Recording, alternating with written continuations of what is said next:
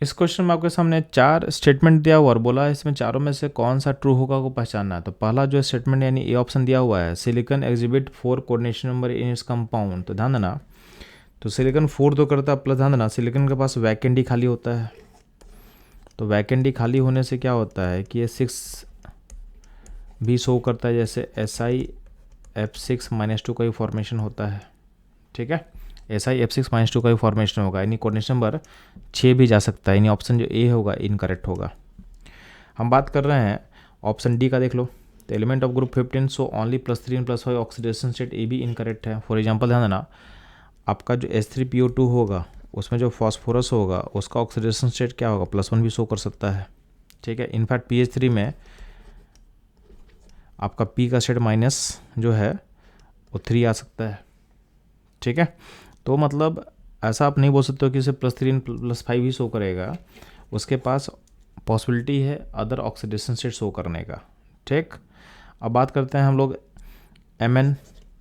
तो सी of state में क्या दिया गया है कि Mn का 3 oxidation state more stable then +2 oxidation state in aqua solution. तो ध्यान देना, आपके सामने डी ब्लॉक का +3 से +2 का ई नोड वैल्यू डाला हुआ है, और Mn के लिए आप चेक करोगे ये ई नोड वैल्यू क्या है, पॉजिटिव है। पॉजिटिव मतलब +3 स्टेट से Mn +2 में जाना चाहता है, और ये प्रोसेस स्पॉन्टेनियस है, तभी होगा जब आपका +2 स्टेट ज़्यादा स्टेबल होगा एज कम्पेयर टू +3, यानी ऑप्शन जो सी है वो भी क्या हो, इनकरेक्ट होगा। तो ऑप्शन ए इनकरेक्ट होगा, सी और डी इनकरेक्ट होगा।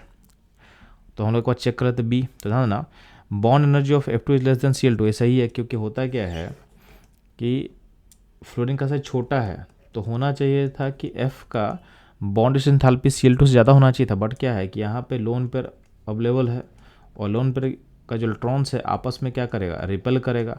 अब रिपल्सन होने के कारण क्या होता है, जो फ्लोरीन का बॉन्ड एंथैल्पी है क्लोरीन से कम हो जाता है। ठीक है, तो ऐसा एक्सपेक्टेड था कि फ्लोरीन का ज़्यादा होना चाहिए था, ड्यू टू स्मॉल साइज उनका ओवरलैपिंग बेटर हो रहा है, बट यहाँ पे चूंकि स्मॉल साइज के कारण आपका लोन पेयर बहुत पास आ गया, और उनके बीच का जो इंटरइलेक्ट्रॉनिक रिपल्सन है उसके कारण क्या होता है, बॉन्ड तोड़ना यहाँ पे आसान हो जाता है। तो बॉन्ड एंथैल्पी जो होता है क्लोरीन का ज़्यादा होगा देन फ्लोरीन, यानी फ्लोरीन का कम होगा। तो आपका जो बी स्टेटमेंट है ये क्या होगा, करेक्ट आंसर होगा, यानी ये करेक्ट होगा। तो इन चारों में से ट्रू कौन सा होगा, तो ऑप्शन बी आपका ट्रू होगा। और ये था इस क्वेश्चन का एनालिसिस एंड सॉल्यूशन। मूव करते हैं हम लोग नेक्स्ट क्वेश्चन पे।